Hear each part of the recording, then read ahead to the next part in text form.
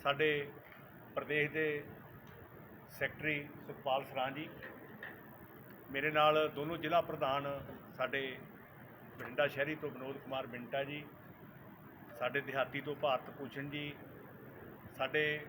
BJP के बहुत senior leader ते स्पोक्समैन अशोक भारती जी,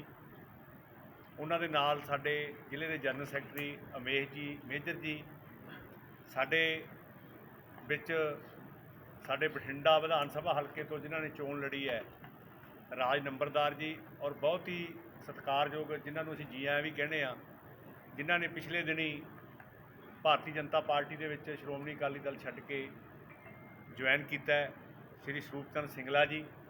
तो बहुत ही सत्कारयोग सारे तुसीं जिहड़े प्रैस तो मेरे साथी आए हो। असीं अज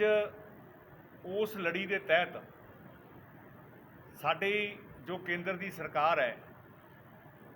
उहदियां 8 साल दियां प्राप्तियां नूं लैके भारतीय जनता पार्टी ने सारे देश दे विच फैसला किया है कि नैशनल लैवल ते, स्टेट लैवल ते और जिला हैडकुआटर के उपर जो केंद्र सरकार दीयां प्राप्तियां ने 8 साल दीयां दे उपर जिहड़ी केंद्र की सरकार है श्री नरेंद्र मोदी की अगवाई हेठ वो काम कर रही है।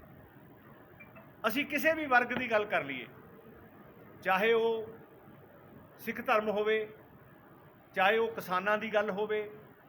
चाहे वो दलितां दी गल होवे, चाहे वो सेहत बीमा योजना जो लोकां लई लैके आए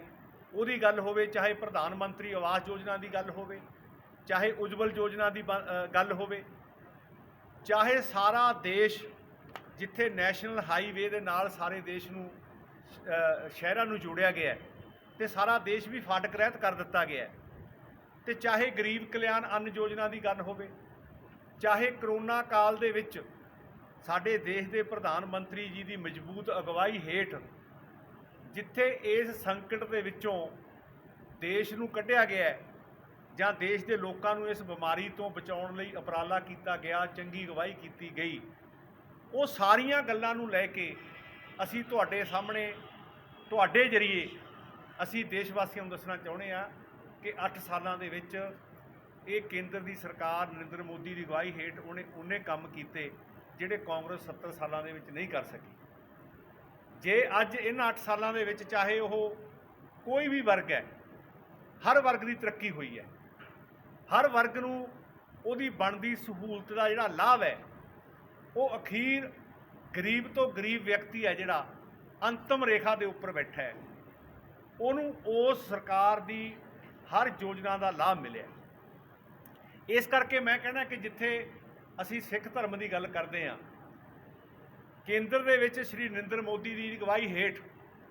मैं समझदा कि जिथे 84 के दंगियां के दोषियों नूं जिहड़ियां फाइलां 35 सालों तो बंद पईयां सी उन्हां दीयां फाइलां नूं कढवा के सिट्टां बना के जे उन्हां दोषियों नूं सज़ा दवाई है तो वो साडी केंद्र की सरकार जो नरेंद्र मोदी की अगवाई हेठ चल रही है उन्होंने दवाई है। जे करतारपुर कोरीडोर के लांघे की गल हुई है, खुले है, तो वह भी साडी सरकार के हिस्से ही आउंदा है। तो जे असी गल करते हैं कि वीर बाल दिवस वजों जिहड़ा छोटे साहिबजादियां दा मनाया जाना है, जे उहदा ऐलान किया है तो यह भी देश के प्रधानमंत्री श्री नरेंद्र मोदी जी ने किया है। जे लंगर के उपरों GST हटाउण की गल की है, वो भी साडी सरकार की बहुत बड़ी एक देन है। तो मैं समझदा है कि जे करोड़ां रुपया जिन्ने भी गुरपुरब आए उन्होंने मनाउण लई और जिहड़े शहर जां जिहड़े स्थान उस गुरु साहिबान दे नाल उन्हां दी कोई जन्म भूमि सी जां उन्हां दे नाल कोई लिंक सी, उन्हां दे विकास लई तरक्की लई भी करोड़ां रुपया जिहड़ा वो साडी सरकार ने दे के उन्हां इतिहासक यादां नूं ताज़ा बनाउण लई वो भी जिहड़ा बहुत वड्डा योगदान पाया। सो जे मैं गल करां कि अज प्रधानमंत्री आवास योजना के अधीन साडे देश के प्रधानमंत्री श्री नरेंद्र मोदी जी ने जदों लाल किले ते भाषण दिता सी, उन्होंने कहा सी कि मेरे देश के विच कोई भी अजिहा व्यक्ति ना होवे जिहदे कोले रहण वास्ते छत ना होवे, जिहदे रहण वास्ते मकान ना होवे। अज मैं बड़े फखर नाल दसना चाहुंदा है कि साडी सरकार ने 1.22 करोड़ ਜਿਹੜੇ ਹੈਗੇ ਆ ਪ੍ਰਧਾਨ ਮੰਤਰੀ ਆਵਾਸ ਯੋਜਨਾ ਦੇ ਅਧੀਨ ਜਿਹੜੇ ਮਕਾਨ ਬਣਾਏ ਨੇ। ਔਰ ਇੱਥੇ ਮੈਂ ਇਹ ਕਹੂੰਗਾ ਕਿ ਜਿੱਥੇ ਸਵੱਛ ਭਾਰਤ ਦੀ ਗੱਲ ਆਉਂਦੀ ਹੈ ਕਿ ਸਵੱਛ ਭਾਰਤ ਦੇ ਵਿੱਚ ਸਾਡੇ ਦੇਸ਼ ਦੇ ਪ੍ਰਧਾਨ ਮੰਤਰੀ ਜੀ ਨੇ ਕਿਹਾ ਸੀ ਕਿ ਮੇਰੇ ਦੇਸ਼ ਦੀ ਕੋਈ ਵੀ ਔਰਤ ਜਾਂ ਵਿਅਕਤੀ ਸੁਬਾਹ ਉੱਠ ਕੇ ਬਾਹਰ ਨਾ ਜਾਵੇ, ਉਹਨੂੰ ਘਰ ਦੇ ਵਿੱਚ ਸ਼ੌਚਾਲਿਆ ਹੋਵੇ, ਉਹ ਉੱਥੇ ਹੀ ਉਹਦੀ ਵਰਤੋਂ ਕਰ ਸਕਦਾ ਹੋਵੇ। ਜਿੱਥੇ ਸਾਰੇ ਭਾਰਤ ਦੇ ਵਿੱਚ 11.22 ਕਰੋੜ ਬਣੇ ਹੈ ਤੇ ਪੰਜਾਬ ਦੇ ਵਿੱਚ 1,54,555 ਜਿਹੜੇ ਉਹ ਸ਼ੌਚਾਲੇ ਬਣਾਏ ਗਏ ਹੈ। ਹੁਣ ਆਉਂਦੀ ਹੈ ਸਿਹਤ ਬੀਮਾ ਯੋਜਨਾ ਦੀ ਗੱਲ। ਇੱਕ ਦੁਨੀਆ ਦੇ ਵਿੱਚ ਬਹੁਤ ਵੱਡਾ ਇਤਿਹਾਸਕ ਫੈਸਲਾ ਦੇਸ਼ ਦੇ ਪ੍ਰਧਾਨ ਮੰਤਰੀ ਸ਼੍ਰੀ ਨਰਿੰਦਰ ਮੋਦੀ ਜੀ ਨੇ ਲਿਆ ਕਿ ਮੇਰੇ ਦੇਸ਼ ਦਾ ਕੋਈ ਵੀ ਜਿਹੜਾ ਗਰੀਬ ਵਿਅਕਤੀ ਹੈ ਉਹ ਸਿਹਤ ਪੱਖੋਂ ਮਜ਼ਬੂਤ ਵੀ ਹੋਵੇ ਔਰ ਇਲਾਜ ਪੱਖੋਂ ਕੋਈ ਵੀ ਵਿਅਕਤੀ ਅਧੂਰਾ ਨਾ ਰਹੇ। ਔਰ ਜਦੋਂ ਉਹਨਾਂ ਨੇ ਐਲਾਨ ਕੀਤਾ ਸੀ ਤੇ ਜਿਹੜੀਆਂ ਵਿਰੋਧੀ ਪਾਰਟੀਆਂ ਸੀ ਉਹ ਇਸ ਗੱਲ ਨੂੰ ਟਿੱਚਰ ਕਰਕੇ ਕਹਿੰਦੀਆਂ ਸੀ ਕਿ ਇਹ ਇੱਕ ਐਲਾਨ ਹੀ ਹੈ, ਲੇਕਿਨ ਤੁਸੀਂ ਦੇਖੋ ਕਿ 5 ਲੱਖ ਤੱਕ ਦਾ ਜਿਹੜਾ ਬੀਮਾ ਦਿੱਤਾ ਗਿਆ ਯੋਜਨਾ ਦੇ ਵਿੱਚ, ਆਯੁਸ਼ਮਾਨ ਜਿਹੜੀ ਭਾਰਤ ਯੋਜਨਾ ਹੈ ਉਹਦੇ ਅਧੀਨ ਹੁਣ ਤੱਕ 3.2 ਕਰੋੜ ਜਿਹੜੇ ਲੋਕ ਨੇ ਉਹ ਇਲਾਜ ਕਰਵਾ ਚੁੱਕੇ ਨੇ। ਔਰ ਇਕੱਲੇ ਪੰਜਾਬ ਦੇ ਵਿੱਚ 11.48 ਲੱਖ ਲੋਕਾਂ ਨੂੰ ਇਹ ਸਿਹਤ ਬੀਮਾ ਯੋਜਨਾ ਦਾ ਜਿਹੜਾ ਲਾਭ ਮਿਲਿਆ। ਹੁਣ ਮੈਂ ਜਿੱਥੇ ਕਿਸਾਨਾਂ ਦੀ ਗੱਲ ਕਰਾਂ, ਕਿਸਾਨਾਂ ਲਈ ਸਾਡੀ ਸਰਕਾਰ ਨੇ ਐਡੇ ਲੰਬੇ ਵਧੀਆ ਤੇ ਕੰਮ ਕੀਤੇ ਨੇ ਕਿ ਜਿਹੜੀ ਕਾਂਗਰਸ 70 ਸਾਲਾਂ 'ਚ ਨਹੀਂ ਕਰ ਪਾਈ। ਔਰ ਖ਼ਾਸ ਤੌਰ ਤੇ ਜੇ ਮੈਂ ਕਹਾਂ ਕਿ ਜਿਹੜੀ ਕਿਸਾਨ ਸਨਮਾਨ ਨਿਧੀ ਹੈ ਉਹਦੀ ਜਿਹੜੀ 11ਵੀਂ ਕਿਸ਼ਤ ਹੈ ਉਹ 31 ਮਈ ਨੂੰ ਪ੍ਰਧਾਨ ਮੰਤਰੀ ਜੀ ਨੇ ਇੱਕ ਹਿਮਾਚਲ ਦੇ ਵਿੱਚ ਪ੍ਰੋਗਰਾਮ ਕਰਕੇ ਜਿੱਥੇ 23,000 ਕਰੋੜ ਰੁਪਈਆ ਕਿਸਾਨਾਂ ਦੇ ਖਾਤਿਆਂ ਦੇ ਵਿੱਚ ਪਾਇਆ ਹੈ, ਉੱਥੇ ਖੇਤੀ ਦੀ ਉਪਜ ਲਈ ਜਾਂ ਖੇਤੀ ਦੇ ਸੁਧਾਰ ਲਈ ਉਹਨਾਂ ਨੇ ਹੋਰ ਵੀ ਬਹੁਤ ਵੱਡੀਆਂ ਯੋਜਨਾਵਾਂ ਲੈ ਕੇ ਆਉਂਦੀਆਂ ਨੇ।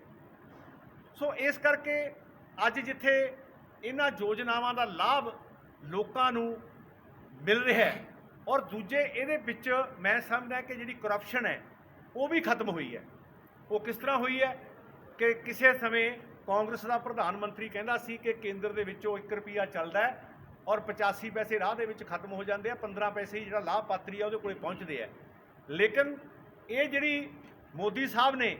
ਸਿੱਧੇ ਹੀ ਖਾਤਿਆਂ ਦੇ ਵਿੱਚ, ਚਾਹੇ ਕੋਈ ਵੀ ਯੋਜਨਾ ਦਾ ਪੈਸਾ ਆਉਂਦਾ ਹੈ ਕਿਸੇ ਵੀ ਲਾਭਪਾਤਰੀ ਦੇ ਖਾਤੇ ਦੇ ਵਿੱਚ ਆਉਂਦਾ ਹੈ, ਜੇ ਰੁਪਈਆ ਕੇਂਦਰ ਦੇ ਵਿੱਚੋਂ ਚੱਲਦਾ ਹੈ ਤੇ ਰੁਪਈਆ ਸਿੱਧਾ ਹੀ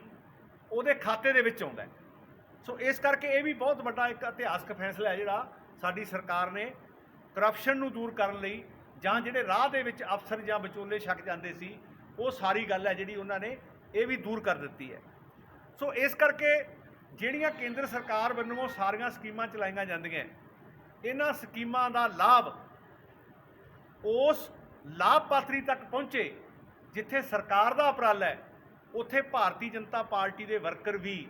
ਜਿਹੜਾ 1 ਜੂਨ ਤੋਂ ਲੈ ਕੇ 15 ਜੂਨ ਤੱਕ ਅਸੀਂ ਇੱਕ 8 ਸਾਲਾਂ ਦੀ ਸਰਕਾਰ ਦਾ ਪੂਰਾ ਹੋਣ ਤੇ ਮਨਾ ਰਹੇ ਹਾਂ ਪੰਦਰਵਾੜਾ,